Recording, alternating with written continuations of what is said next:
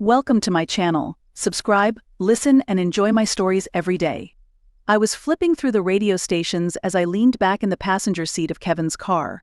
We were heading back from a late-night movie, something we hadn't done in years. Kevin, my closest friend since college, had always been someone I trusted implicitly.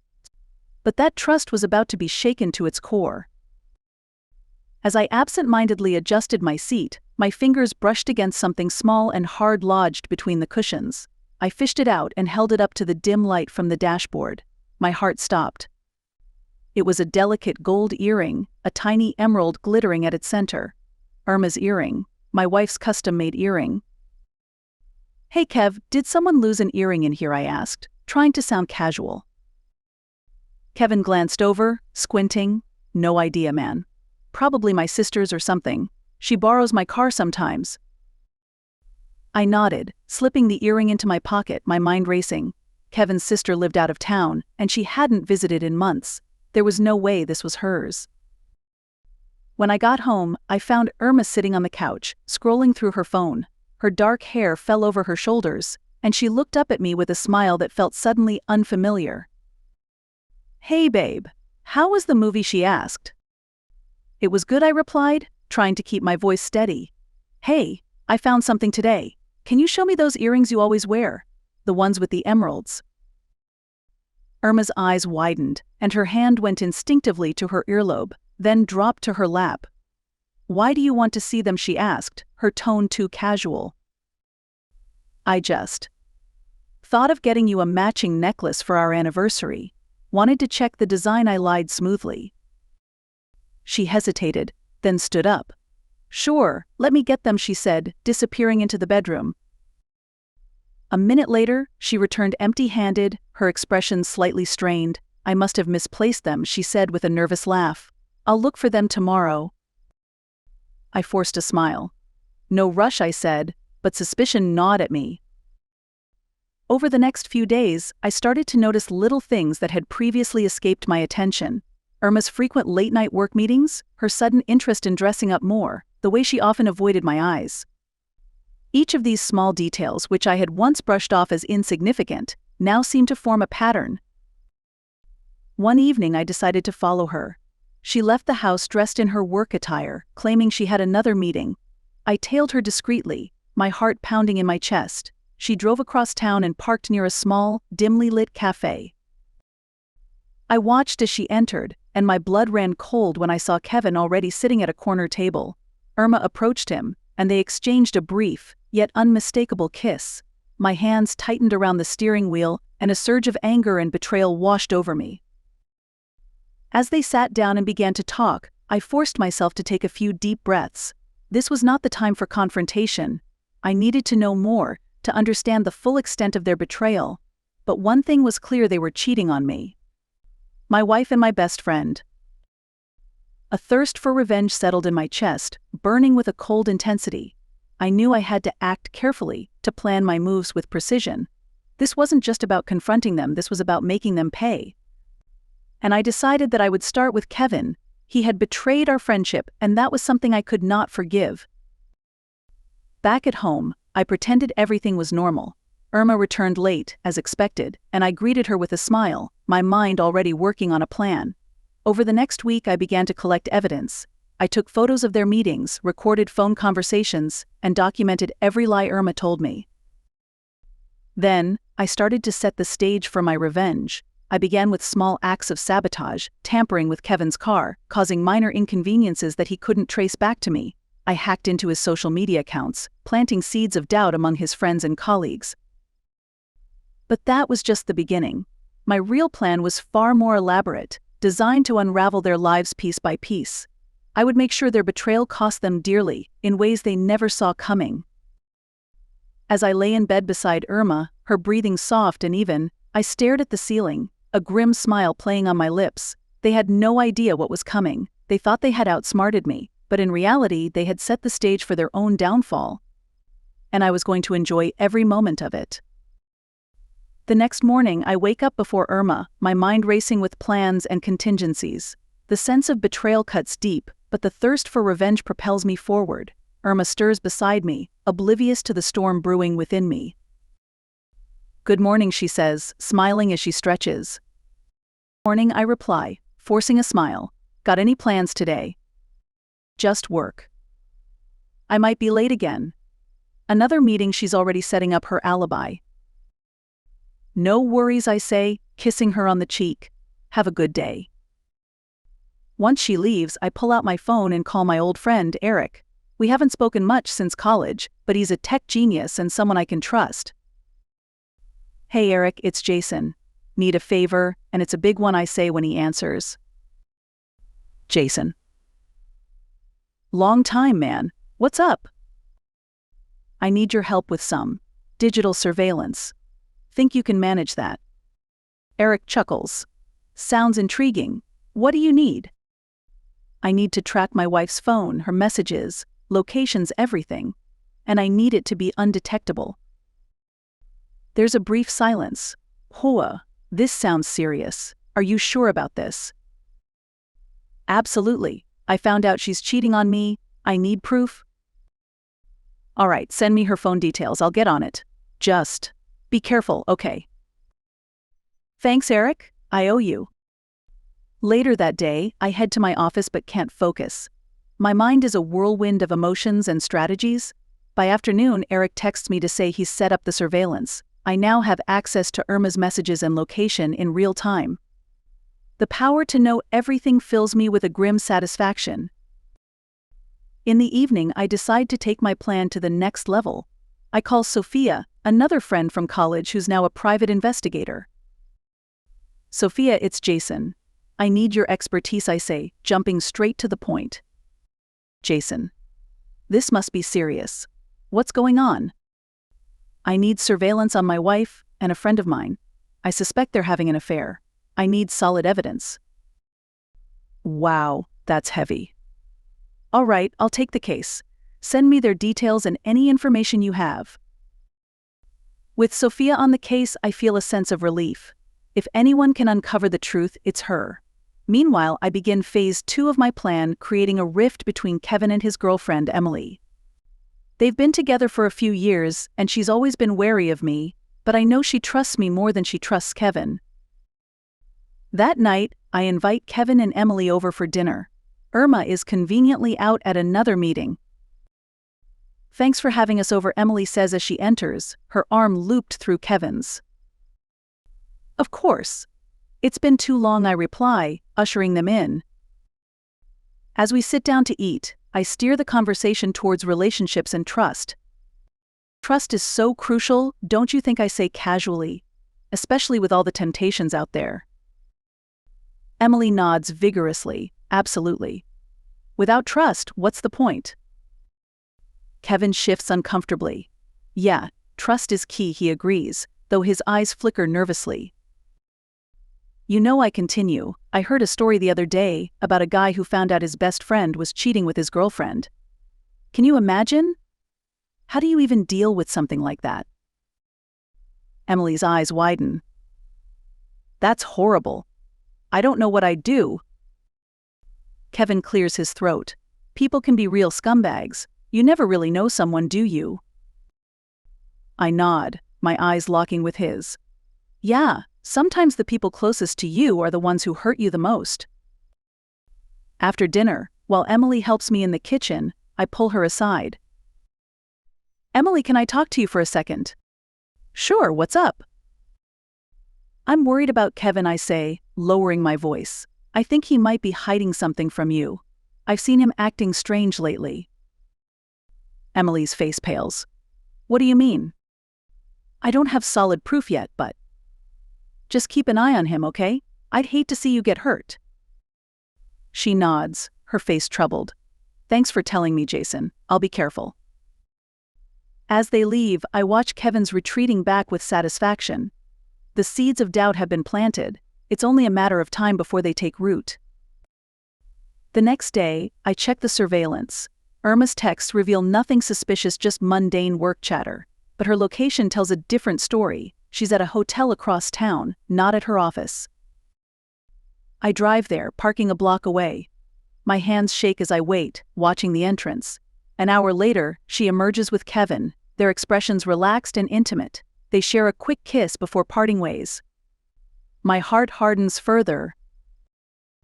I follow Kevin, maintaining a safe distance. He heads to a bar, where he meets up with another friend of ours, Mark. This could be interesting. I slip inside, finding a seat at the bar where I can overhear their conversation. Man, I don't know how much longer I can keep this up, Kevin says, running a hand through his hair. What's going on, Mark asks. It's Irma. This whole thing is getting out of hand. Jason's starting to suspect something, I can feel it. Mark whistles. Dude, you need to end it. It's not worth it. Kevin nods, taking a swig of his drink. I know. But it's hard. We're in too deep. I clench my fists, anger boiling within me. They think they can just walk away from this unscathed. They have no idea what's coming. The next morning, I meet with Sophia. She hands me a folder filled with photos and documents. Here's everything I've got so far. It's pretty damning.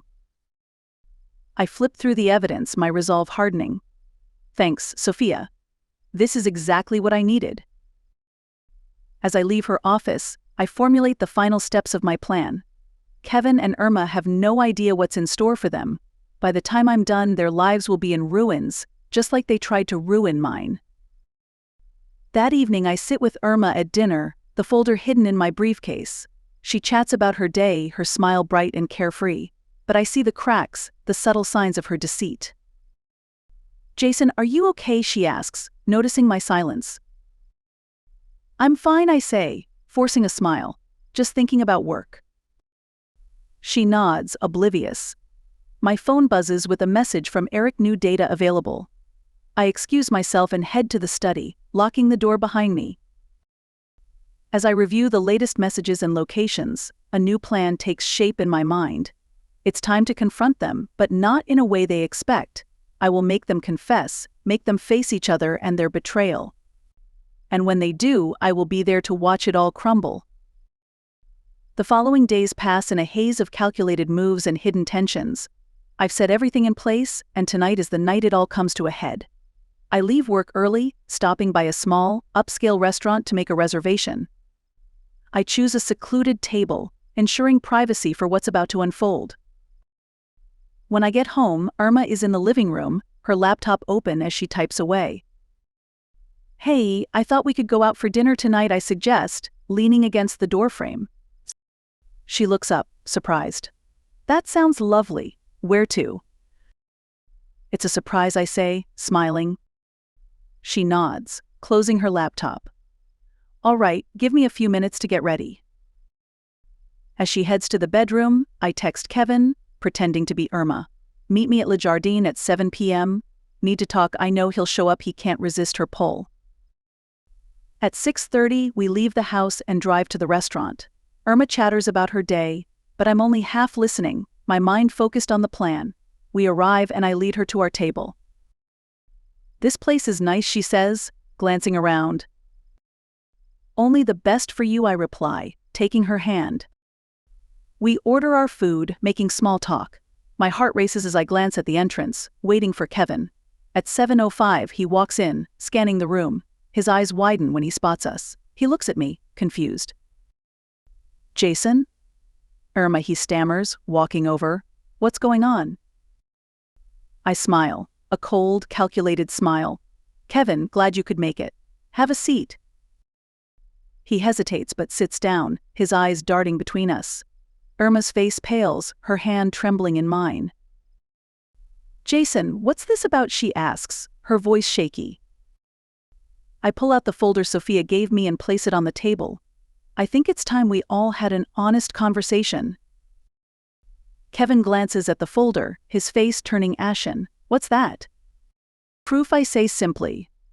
Proof of your affair. Irma gasps, her eyes wide with fear. Jason, I can explain. I hold up a hand, silencing her. No more lies. I know everything. The hotel, the meetings, the kisses. You've been cheating on me with my best friend. Kevin's jaw clenches. Jason, please, it's not what you think. Save it, I snap, my anger boiling over.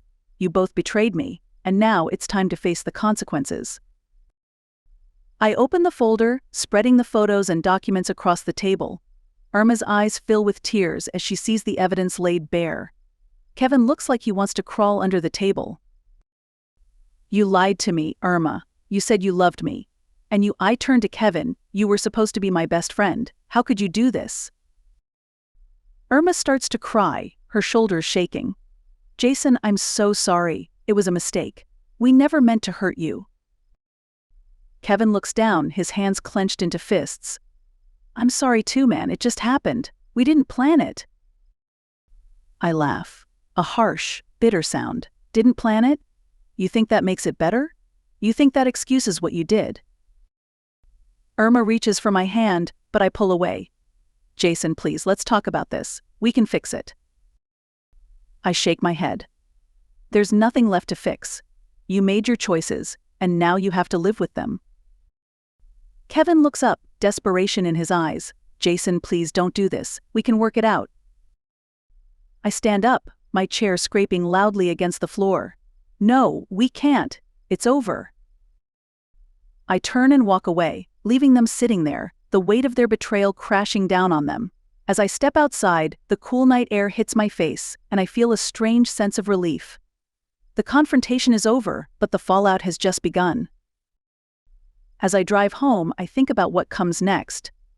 This is only the beginning. They've hurt me in ways I can't even begin to describe, and they will pay for it. I'm not done yet. I have more plans, more ways to make them suffer. When I get home, I sit in the living room, the silence pressing in around me. My phone buzzes with messages from Irma, but I ignore them. I need to think, to plan my next move. This isn't just about revenge anymore. It's about reclaiming my life, my dignity. The next day, I call Sophia again. "I need your help with something else," I say when she answers. "Anything, Jason. What do you need?" "I want to make sure Kevin and Irma feel the full consequences of their actions. Can you help me ruin Kevin's reputation? And I want Irma to lose her job." Sophia is silent for a moment. "That's a tall order, Jason, but I can try. Do you have any leverage?" I have everything I say, my voice cold. I have proof of their affair, evidence of their deceit. I just need you to help me use it. Sophia sighs. "All right, send me what you have and I'll see what I can do." As I hang up, I feel a strange sense of satisfaction. They think they've seen the worst of it, but they have no idea what's coming. I will make sure they regret every moment of their betrayal. Over the next few days, I put my plan into action. I send anonymous tips to Kevin's workplace, hinting at his unprofessional behavior and the affair. I leak the photos and documents to Irma's boss, making it clear she's been lying and cheating. The fallout is immediate and brutal.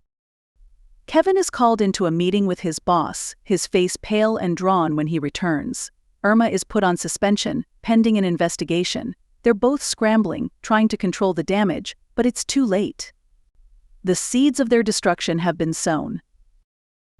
One evening, I'm sitting in the living room when there's a knock on the door. I open it to find Emily standing there, her eyes red from crying. "Jason, can I come in?" she asks, her voice trembling. "Of course," I say, stepping aside. She walks in, sitting down on the couch. "I found out about Kevin and Irma," she says, her voice breaking. "I can't believe they would do this." I sit down next to her, my heart aching for her pain. "I'm so sorry, Emily. I tried to warn you." She nods, wiping her eyes. "Thank you for telling me the truth. I don't know what I would have done without you." We sit in silence for a moment, the weight of our shared betrayal hanging between us. But in that silence, I feel a strange sense of connection. We're both victims of their deceit, both trying to find a way to move forward. "I'm here for you," I say, taking her hand. "We'll get through this together." She looks at me, her eyes filled with gratitude. "Thank you, Jason. That means a lot." As the days turn into weeks, Emily and I grow closer, our bond forged in the fires of betrayal. We help each other heal, finding solace in our shared pain. And as we heal, I begin to see a future beyond the revenge, beyond the anger. A future where I can rebuild my life, piece by piece. But the thirst for revenge still lingers, a dark shadow in the back of my mind. Kevin and Irma may have faced the consequences of their actions, but they haven't suffered enough. Not yet. And so, I continue to plan, to scheme, to find new ways to make them pay. They think they've seen the worst of it, but they have no idea what's coming. I will make sure they regret every moment of their betrayal, every lie, every deceit. Because in the end, it's not just about revenge, it's about justice, and I will not rest until justice is served. Weeks turn into months, and my intricate plan of revenge continues to unfold. Kevin and Irma are struggling, their lives unraveling piece by piece. Kevin loses his job amid the scandal, while Irma's suspension turns into a termination. They are both isolated, their reputations in tatters. Emily and I spend more time together, our bond deepening. She moves in with me, seeking solace from the betrayal. We find comfort in each other, but my thirst for revenge still simmers beneath the surface. I'm determined to see this through to the end. One evening, Emily and I are sitting on the couch, discussing our plans for the future. There's a knock on the door, startling us both. I open it to find Sophia standing there, a folder in her hands and a concerned look on her face. "Jason, can we talk?" she asks, glancing at Emily. "Of course, come in," I say, stepping aside. Sophia sits down, her expression serious. "I found something you need to see," she says, handing me the folder. I open it, my eyes scanning the documents inside. My heart stops when I see the contents. It's a series of emails, text messages, and photos, evidence of a different kind of betrayal. Irma and Kevin's affair was orchestrated, planned down to the last detail. "What is this?" I ask, my voice trembling. "It's proof that Irma and Kevin were manipulated," Sophia says softly. "Someone set them up, someone who wanted you to suffer." I look at Emily, who's gone pale. "But who? Why?" Sophia takes a deep breath.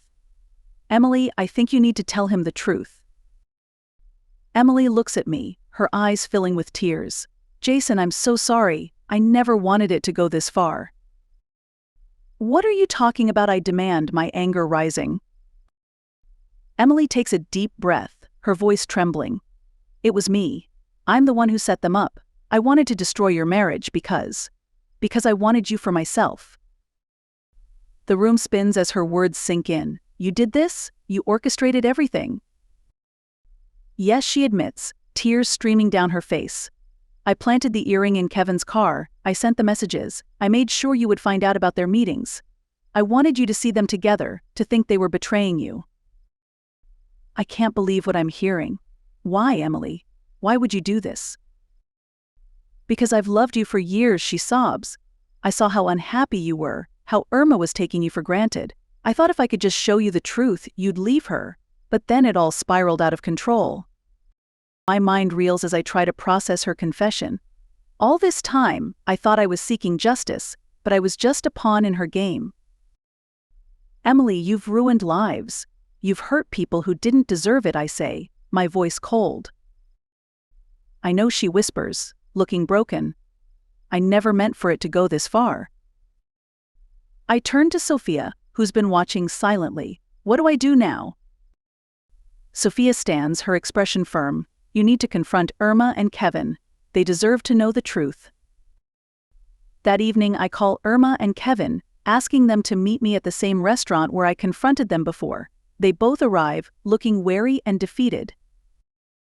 "What do you want?" Jason, Irma asks, her voice tired.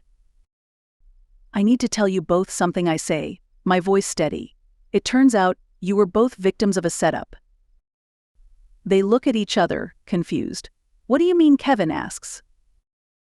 I take a deep breath, explaining everything: Emily's manipulation, the orchestrated affair, the planted evidence. As I speak, their expressions shift from confusion to shock to anger.